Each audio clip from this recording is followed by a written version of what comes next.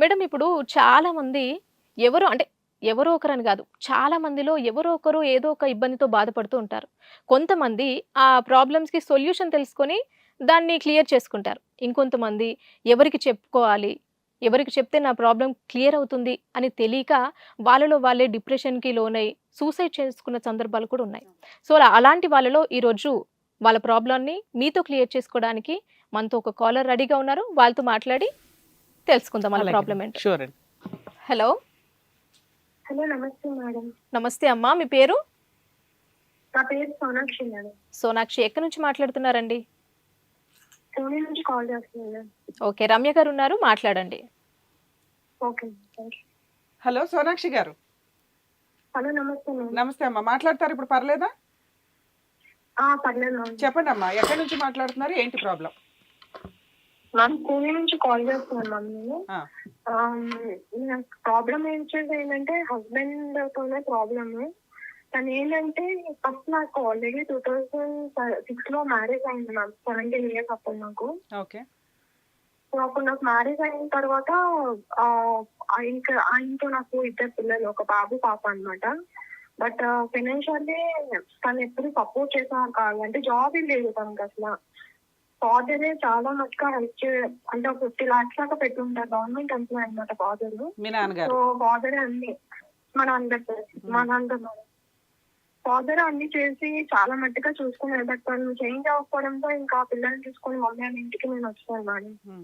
అది 2011 వాళ్ళ ఆ టైంలో నేను వచ్చేసాను అనమాట. ఇంకా అప్పటి నుంచి పిల్లల్ని మమ్మీ డాడీని కూడా నేను చూసుకున్నాను. ఎందుకంటే డాడీకి నేను ఒక్కదాన్ని పాపని, అంటే అన్నీ ఉన్నారు. 10th వచ్చారు, అన్నయ్య బీచ్ లో అన్ఫార్చునేట్లీ చనిపోయాడు అనమాట వాడు. ఇంకా ఉన్నది నేను ఒక్కదాన్ని కాబట్టి అందులో నేనంటే చాలా ఇష్టం. ఆయన ఇంకా మెంటల్లీ అప్సెట్ అయిపోయారు అనమాట. సో జాబ్ రిజైన్ చేయాల్సి వచ్చింది. ఈయన షూరిటీస్ అవన్నీ పెట్టడం వల్ల అమౌంట్ కూడా మాకేమీ లాస్ట్ లో రాలేదు. అంటే ఫైనాన్షియల్లీ కంప్లీట్ గా మేము స్ట్రక్ అయిపోయాం అనమాట. నా దాని మీదే ఇల్లు ఆధారపడి ఉంది. వైజాగ్ లో కొంత వర్క్ చేశాను, బెంగళూరు కానీ అక్కడ చాలా ప్లేసెస్ లో వర్క్ చేశాను మ్యామ్. లాస్ట్ లో ఇంకా ఢిల్లీ వెళ్ళాను.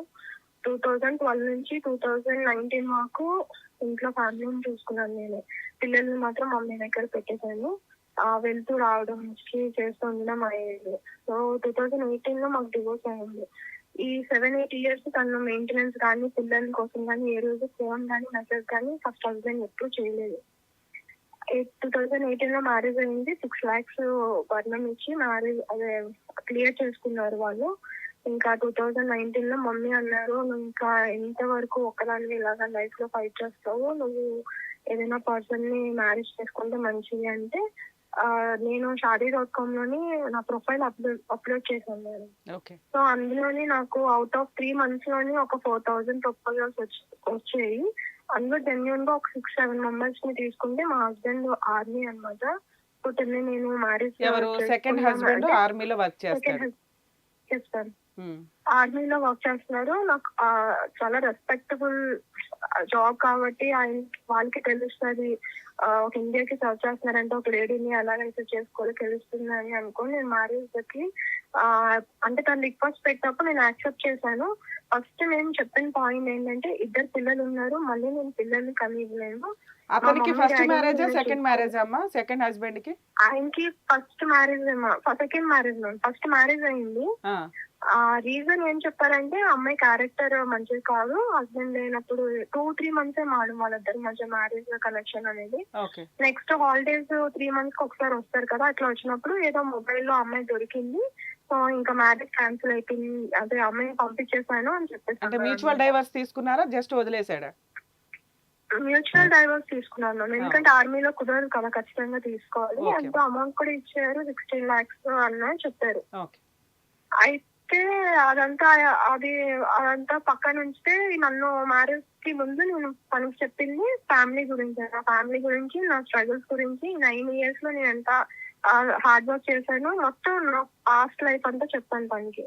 చెప్తే తను ఇంకా ఒక్క నిమిషం కూడా ఆలోచించకుండా నేను మ్యారేజ్ చేసుకుంటాను, మీ పిల్లలకి నేను తండ్రిగా నేను అన్ని చూసుకుంటాను, నాకు మళ్ళీ మీరు సెకండ్ హస్బెండ్ తో పిల్లల్ని కన్నాను, నాకు ఆల్రెడీ 2 పిల్లలు ఉన్నారు అని చెప్పిన తర్వాత కూడా ఆయన యాక్సెప్ట్ చేశాడా? యాక్సెప్ట్ చేశారు మ్యామ్. Okay. ఈవెన్ నేను చెప్పిన ఒక 1 అవర్ నేను మొత్తం నా లైఫ్ అంతా ఎంతో స్ట్రగుల్స్ ఫేస్ అయ్యాను, అసలు ఫస్ట్ నుంచి ఏం జరిగిందో అన్ని వెంటనే తను చెప్పిన మాట అన్నమాట. Okay. బట్ నేను చెప్పాను ఏమంటే, ఒకసారి పేరెంట్స్ కి మీరు కూడా ఒకసారి ఆలోచించుకోండి, జాలి పడి కాదు, ఇది ఒక రెస్పాన్సిబిలిటీతో తీసుకోవాల్సిన డెసిషన్, మళ్ళీ రేపనే రోజు ఎవరు బాధపడకూడదు అని చెప్పాను నేను. ఉమ్. తను ఓకే అని చెప్పి మ్యారేజ్ ఫ్యామిలీతో కన్సల్ట్ అయ్యారు, వాళ్ళ సైడ్ మా సైడ్ అన్ని. వాళ్ళ మదర్ ఫాదర్ వచ్చారు, వచ్చి చూసి ఓకే అనుకున్నారు. బట్ వీళ్ళకి తెలియదు నేను పిల్లలు ఇవ్వగలనేమో అనుకున్నారు వాళ్ళు. బట్ మేము వాళ్ళు ఒక హోటల్లో రూమ్ తీసుకున్నప్పుడు మొత్తం మా ఫ్యామిలీ అంతా అక్కడికి అమ్మా వెళ్ళి ఒక నిమిషం అమ్మా, ఆ. మీరు ఆల్రెడీ ఇద్దరు పిల్లల్ని కన్నాక ఆపరేషన్ చేయించేసుకున్నారా? మీకు పిల్లలు పుట్టారా? చేసుకున్నాం మేడం. ఓకే, ఆ విషయం మీరు ఈ సెకండ్ అబ్బాయికి చెప్పారు, అతను అయినా కానీ యాక్సెప్ట్ చేశాడు. వాళ్ళ ఇంట్లో వాళ్ళకి తెలియదు. మీరు ఎప్పుడైతే పెద్ద మనుషులు అదే మీరంతా మ్యారేజ్ ప్రపోజల్స్ ఆ, మాట్లాడుకుంటారో ఆ టైంలో మీరు ఈ పాయింట్ రివీల్ చేశారు మీ చెప్పాను వాళ్ళు. మేడం. ఓకే. ఓకే, అప్పుడు చెప్తేనేమో వాళ్ళ ఫాదర్ మదర్ కొంచెం ఏమో స్ట్రన్ అయ్యారు అనమాట. అంటే ఆలోచించుకుంటాం అన్నట్టు చెప్పారు. ఉమ్. నాకు మా బాబు చెప్పలేదు అని చెప్పేసి అన్నారు అనమాట. ఓకే. అయితే ఇప్పుడు ఏం జరిగిందంటే, మ్యారేజ్ అన్ని అయిపోయింది మేడం మాకు. వాళ్ళు అంటే మా హస్బెండ్ కాకినాడ నేను పనే చేసుకుంటాను, ఇంకెవరిని చేసుకోను అన్నట్టు చెప్పారనమాట. ఇంకా తను ఇష్టానికి వాళ్ళు వద్దనుకుంటే మ్యారేజ్ చేశారు. మా వైజాగ్ లోనే మ్యారేజ్ అని జరిగింది మేడం. ఓకే, హలో, వింటున్నామమ్మా, చెప్పండి. వైజాగ్ లోనే మ్యారేజ్ జరిగింది, అందరూ పెద్దల సమక్షంలోని. అంతా అయిపోయిన తర్వాత ఇంకా తను వచ్చేసి మేము మళ్ళీ ఇక్కడ నుంచి పూణే వెళ్తాము. ఉమ్. పూణే వెళ్ళాము, తమిళనాడు వెళ్ళాము. ఎందుకంటే వాళ్ళు తమిళన్స్ అనమాట. అంటే అక్కడ పుట్టి పెరగడం వల్ల వాళ్ళకి అవ్వచ్చు, బట్ తెలుగు వాళ్ళే, తమిళ్ ఎక్కువ వచ్చు, తెలుగు సరిగా రాదు. ఉమ్. అయితే అక్కడ వెళ్ళి అక్కడ ఏవో కొంచెం కులదేవత పూజలు అన్ని అయిపోయి ఇంటికి వచ్చాము. నేను తనని మ్యారేజ్ కి ముందు నన్ను ఒకసారి చూడడానికి కూడా నేను యాక్సెప్ట్ చేయలేదు. నా ఫోటో కూడా నేను చూడను, నాకు వద్దు అని చెప్పాను అనమాట. బట్ పండిత్ ఏం చెప్పారంటే, చూడకుండా మ్యారేజ్ చేసుకుంటే అది చల్లదమ్మా, అది మంచిది కాదు, రేపు ప్రాబ్లమ్స్ వస్తాయి. అందుకని ఏంటంటే నువ్వు ఒకసారి చూడాలి అంటే తను వచ్చారు, చూసారు. బట్ మ్యామ్ నేను అక్కడ అబ్జర్వ్ చేసింది ఏంటంటే, తను డ్రింకింగ్ హ్యాబిట్ చాలా ఎక్కువ ఉంది తనకి. అయినా కూడా నేను 3 months జర్నీలో తనతో కమ్యూనికేట్ చేయడం వల్ల, ఎందుకంటే నేను ఎథిక్స్ ని చాలా ఎక్కువ ఫాలో అవుతున్నాను. నేను చాలా హార్డ్ వర్క్ చేశాను, చాలా స్ట్రగుల్స్ చేశాను. సో నేను ఈ పర్సన్ తో కనెక్ట్ అవ్వడం వల్ల నేను నో అని చెప్పలేకపోయాను. ఈ థింకింగ్ హ్యాబిట్ ఒక్కటే కదా నేను చేంజ్ చేసుకోగలను అన్న ఒక కాన్ఫిడెన్స్ తోని ఏదైనా కూడా యాక్సెప్ట్ చేయగలిగాను అనమాట. ఈవెన్ మమ్మీ వాళ్ళు కూడా వాళ్ళ ఇంటికి వెళ్ళి చూసి పెళ్లి కార్డు ఇచ్చారు మ్యారేజ్ కి 1 week బిఫోర్. ఒక్క నిమిషం అమ్మా, ఒక్క నిమిషం. మీరు అనేది ఏంటంటే, మీరు మ్యాట్రిమోనియల్లో మ్యారేజ్ ప్రపోజల్స్ పెట్టినప్పుడు ఒక 4000 మెంబర్స్ దాకా మీకు ప్రపోజల్స్ వస్తే అందులో 5-6 మెంబర్స్ని మీరు సెలెక్ట్ చేసుకున్నారు. ఆ 5-6 మెంబర్స్లో ఇతను ఒకడు ఫస్ట్. ఇతనితో మీ పాస్ట్లో జరిగిన ఫస్ట్ మ్యారేజ్, 2 పిల్లలు, నెక్స్ట్ ఇంకా తినతో పిల్లలను కనాను అని చెప్పిన తర్వాత కూడా ఆయన ఇమీడియట్గా మిమ్మల్ని యాక్సెప్ట్ చేసేసాడు. తరువాత మీతో ఒక 3 months ట్రావెల్ అయ్యాడు. ఏంటంటే మీకు ఆల్రెడీ ఎవరో చెప్పారు, ఫోన్లో చూసుకోకుండా, అసలు మా మనుషులు చూసుకోకుండా మ్యారేజ్ ప్రపోజల్స్ కష్టం కాబట్టి మీరిద్దరు చూసుకోండి అంటే అతను మిమ్మల్ని కలవడానికి వచ్చాడా? అది లీవ్ లో వచ్చారు మ్యామ్. అదే లీవ్ లో వచ్చినప్పుడు మాట్లాడుకోవడమే. అదే కాదమ్మా, మ్యారేజ్ కి ముందు ఒక్క నిమిషం నాన్న, మ్యారేజ్ కి ముందు మీరు కలిసి మాట్లాడుకునే వాళ్ళ కొంతకాలం, అంటే 1-2 సార్లు కలిసి మాట్లాడుకోవడానికి లేదు మ్యామ్. తనేమో పోస్టింగ్ కదా, పోస్టింగ్ లో ఉండేవారు. త్రూ కాల్ లో కాంటాక్ట్ ఉండేది మా అంటే వీడియో కాల్ చేసుకుని మాట్లాడుకున్నారా? వీడియో కాల్ కూడా లేదు మేడం, నార్మల్ కాలే. కాదమ్మా, ఇందాక మీరు ఒక పాయింట్ చెప్పారు, ఏమని చూసుకోమన్నారంటే చూసుకోకుండా పెళ్లిళ్ళు చేసుకుంటే బాగోదు భవిష్యత్తులో అని. అది లాస్ట్ లో మేడం. ఇంకా మ్యారేజ్ కి ఒక 15 days ఉందంటే, అంటే మాది మ్యారేజ్ June 14th. కాదమ్మా, మ్యారేజ్ కి 15 days ఉండే వరకు కూడా మీరు ఇద్దరు ఫేస్ టు ఫేస్ గానీ లేదా వీడియో కాల్లో గానీ చూసుకోలేదా? ఒక్కసారి వీడియో కాల్ చేశాను మేడం, ఎందుకంటే ఆర్మీ డ్రెస్ చూద్దామని, జెన్యూనా కాదా అని అడగడం గురించి. జెన్యూనా కాదా అని చూడడానికి మీరు ఎన్ని మంత్స్ టైం తీసుకున్నారమ్మా? 3 months తీసుకున్నారు. ఈ రోజుల్లో వీడియో కాల్స్ ఇవి అవి ఉన్నాయి, ఏది నిజమో ఏది అబద్ధమో తెలుసుకోకుండా మీరు 3 months చూసిన తర్వాత ఫోనుల్లో బాగా మాట్లాడుకున్నాక వీడియో కాల్లో అతను జెన్యూనా కాదా అని చూసారా? లైఫ్ అనుకుంటున్నారా ఏమనుకున్నారు? అది కాదు మేడం, తను జెన్యూన్ కాదు, కాదు కాదు అసలు అబ్బాయి ఎలా ఉంటాడో కాదా? కూడా నువ్వు చూడలేదు కదా. అందులో పెట్టిన ఫోటో నిజమా కాదా అని కూడా మీకు తెలియదు కదమ్మా. ఇప్పుడు మీ మేడం, ఇద్దరు photos ఫోన్ లో పంపించుకున్నాం మాట్లాడుకున్నారు మ్యామ్. కాదు నాన్న, మీ ఇద్దరు ఫోన్ లో మాట్లాడుకున్నాక అతను మీ ప్రపోజల్ యాక్సెప్ట్ చేశాడు. అప్పుడు నెక్స్ట్ స్టెప్ ఏంటి? మీరిద్దరు ఫేస్ లు చూసుకోవడం, అట్లీస్ట్ ఫోన్ చూసాం మ్యామ్, అదే చెప్తున్నాను. అది ఫోన్ నేమ్ ఎప్పుడంటే 2019 లోని మార్చ్ 14th అనమాట, 12th నేను తనకి చెప్పాను మేడం ఇట్లా ప్రాబ్లం అంటానా. 14th తను నాకు వీడియో కాల్ చేసి అప్పటికి లీవ్ లో ఉన్నారు వాళ్ళ ఇంట్లో పూణేలో. హౌస్ అంతా చూపించారు, తను నేను వీడియో కాల్ చూసుకున్నాము. తన జెన్యూన్ అంటే వే ఆఫ్ కమ్యూనికేషన్ ప్రాపర్ గా జెన్యూన్ అనిపించింది నాకు. సరే అమ్మా, అది ఇప్పుడు అప్పుడు అతను నేను డ్రింక్ ఓకే చేస్తాడు అనుకున్నాను. బాగా అని మీకు బిఫోర్ మ్యారేజ్ తెలిసిందా, ఆఫ్టర్ మ్యారేజ్ తెలిసిందా? నాకు పూణే ఢిల్లీ వచ్చినప్పుడు పాప బాబుని హాలిడేస్ తీసుకొచ్చాను మేడం నేను. ఓకే. అప్పుడు వచ్చారు అతను చూడడానికి. అప్పుడు బిఫోర్ నాకు మ్యారేజ్ తెలిసింది, మీరు అప్పుడు వచ్చి ఢిల్లీలో drink కలుసుకున్నారు చేశారు. ఒకసారి. కలిసాం మ్యామ్. ఆ, మా ఓకే. రూమ్ కే వచ్చారు, మా రూమ్ కే వచ్చారు. ఆ, 1 day ఉన్నారు కూడా, ఓకే. పిల్లలతోని నాతోని అక్కడ ఉన్నారు. అప్పుడు సో అతని బిహేవియర్ అంతా బానే బానే, అనిపించిందా మీకు? పిల్లలతో అంతా బానే ఉన్నారు మ్యామ్. వాళ్ళని చూసుకునే దాంట్లో కానీ వాళ్ళతో మాట్లాడే విషయంలో కానీ బానే ఉన్నారు. ఆ, బట్ తను డ్రింక్ చేశారు. బట్ నేను అడిగాను, ఇట్లా మ్యారేజ్ కు ముందు నాకు డ్రింక్ కోసమే నేను ఫస్ట్ హస్బెండ్ ని ఇలా వదిలేసాను, మళ్ళీ ఇప్పుడు మీరు కూడా డ్రింక్ చేయడం వల్ల నాకు మళ్ళీ పిల్లలకి అదే ఎఫెక్ట్ అవుతుందని నాకు భయంగా ఉందంటే, నేను అప్పుడప్పుడు ఒకేషనల్ గా తాగుతాను, నేను చాలా హ్యాపీగా ఉన్నాను, అందుకే డ్రింక్ చేస్తున్నాను చెప్పారు మేడం ఓకే. నాకు. సరే నేను ఇంకా ఇది ఒక హ్యాబిట్ అయినా కూడా నేను మార్చుకోగలను అన్న ఒక ఒపీనియన్ తోని నేను ఇంకా ముందుకెళ్ళాను. కరెక్ట్. ఈ రోజుల్లో డ్రింక్ తాగకుండా మాక్సిమం అందరూ కూడా డ్రింక్ చేస్తున్నారు. అందరూ ఆటోమేటిక్ గా అతను ఆర్మీలో ఉన్నాడు కాబట్టి అది కామన్ ప్రాసెస్. వాళ్ళ సిచ్యుయేషన్ బట్టి డ్రింక్ చేయాలి. మీరు మార్చుకుందాం అనే నమ్మకం మీకు ఉండడం వల్ల మీరు ప్రొసీడ్ అయ్యారు. ఓకే అమ్మా. అవును మేడం. ఓకే. తర్వాత మ్యారేజ్ అయిన ఫస్ట్ నైట్ రోజే ఆయన మళ్ళీ బాటిల్ తీసుకొని తాగారు మేడం. ఓకే. ఆ రోజే మ్యారేజ్ నేను ఎప్పుడైందమ్మా? చాలా సెకండ్ షాక్ మ్యారేజ్ అయ్యాను. ఎప్పుడైంది? 2019 లోని జూన్ 14th నేను మ్యారేజ్ చేసుకున్నాను మేడం తనని. వాళ్ళ పెద్దవాళ్ళకి ఇష్టం లేకపోయినా మీ హస్బెండ్ నేను ఈ లేదు అమ్మాయిని మేడం, వాళ్ళు చేసుకుంటా, ఒప్పుకున్నారు. అదే వాళ్ళకి ఇష్టం లేదు ఫస్ట్, కానీ తర్వాత మీ హస్బెండ్ నేను ఈ అమ్మాయిని చేసుకుంటాను లేకపోతే ఇంకెవరిని చేసుకొని అనటం వల్ల మీ రెండు ఫ్యామిలీస్ ఒప్పుకొని మీకు మ్యారేజ్ చేశారు జూన్లో 2019లో. మీకు ఫస్ట్ నైట్ రోజే అవును తెలిసిందా ఆయన డ్రింక్ తాగుతున్నాడు అని? అది మీకు అవును నచ్చలేదా? ఏంటి మేడం? అది మీకు నచ్చలేదా? ఫస్ట్ నైట్ ఆయన డ్రింక్ తాగడం మాట్లాడారా అతనితో? నాకు నచ్చలేదు, బట్ నేను తను ఏమీ అనలేదు మేడం. ఓకే. నేను ఎందుకు ఇట్లా చేస్తున్నాను అంటే మళ్ళీ సేమ్ అదే చెప్పారు, నేను హ్యాపీగా ఉన్నాను అందుకే డ్రింక్ చేస్తున్నాను అని చెప్పారు. ఓకే. ఒక ఫస్ట్ అంటే ఇన్ని 10 years మళ్ళీ ఇంకొక పర్సన్ ని, ఫస్ట్ ఎక్స్పెక్టేషన్ ఏదైనా కూడా ఒక పర్సన్ తో ఉండేటప్పుడు ఫీలింగ్ సపరేట్ గా ఉంటది కదా మేడం. బట్ తను అవేమీ ఆలోచించలేదు. ఇంకా ఆ రోజు నుంచి 10 days లీవ్ లో ఉన్నారు. 10 days కంటిన్యూస్ గా తాగడం మేడం. తను మార్నింగ్ లేదు, ఈవినింగ్ లేదు, నైట్ లేదు, ఎప్పుడూ తను పడుకునే టైం వచ్చేసి 2-3 o'clock వరకు తాగి పడుకునేది. ఇంకా మధ్యాహ్నం 2-3కి మళ్ళీ లెగుస్తారు, మళ్ళీ స్టార్ట్ చేస్తారు, ఫ్రెష్ అప్ అయ్యి మళ్ళీ స్టార్ట్ కాదమ్మా, చేస్తారు. 10 days లీవ్ దొరికింది, ఇష్టపడి ఒక అమ్మాయిని పెళ్లి చేసుకున్నాడు, మీ మధ్య ఫిజికల్ రిలేషన్ ఉందా లేదా? అది ఉండేది మేడం.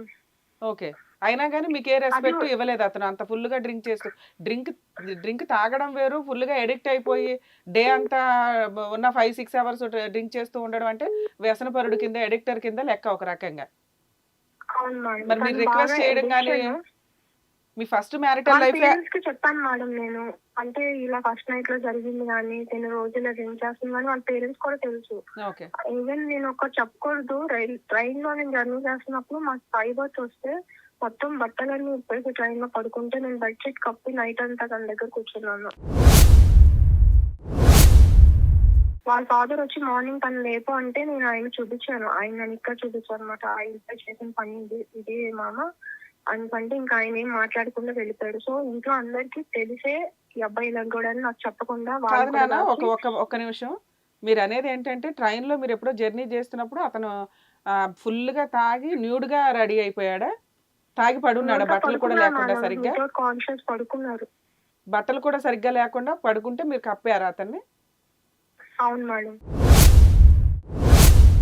అది మేము చెప్పాను కదా మనం తమిళనాడు నుంచి పూణేకి మళ్ళీ అదేలే. మేము జర్నీ చేసాం కదా, ఆ స్పాన్ ఆఫ్ టైం లో అనమాట. మొత్తం ఫ్యామిలీ మెంబర్స్ ఉన్నారు, ఎవరి బర్త్ లో వాళ్ళు పడుకున్నారు. ఉమ్. మా బర్త్ లో పడుకున్న టైంకి తను చేసిన పని ఇది మేడం. ఫస్ట్ అది మ్యారిటల్ అయిపోయింది 10 రిలేషన్ days అలాగే అయింది, సెకండ్ది నీకు ఇట్లాగే కష్టాలతో స్టార్ట్ అయింది.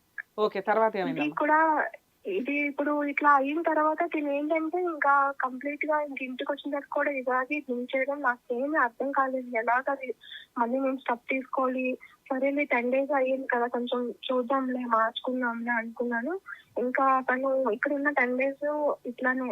నెక్స్ట్ ఇంకొకటి ఏంటంటే మేడం, సెక్చువల్ గా తను నాతో కలిసేటప్పుడు వీడియోస్ చూస్తారు మేడం తను. వీడియోస్ చూస్తూ ఆ అమ్మాయిని చూస్తూ నాకు చేయమనేవారు అనమాట. నన్ను నేను తనకి పర్సనల్ పార్ట్ ని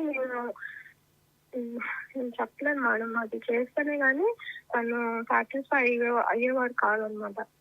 ఇది అయిపోయింది మేడం కంప్లీట్ గా 3 months లో. నేను తన గురించి ఆఫ్టర్ 3 months మళ్ళీ మ్యారేజ్ తర్వాత ఆఫ్టర్ 3 months వచ్చాను మళ్ళీ. ఈ లోపల నా ఢిల్లీలో నా ఉన్న లగేజ్ అన్ని నేను వెళ్ళి ఒక్కదాన్ని తెచ్చేసుకున్నాను. మళ్ళీ పూణే వచ్చేసాను.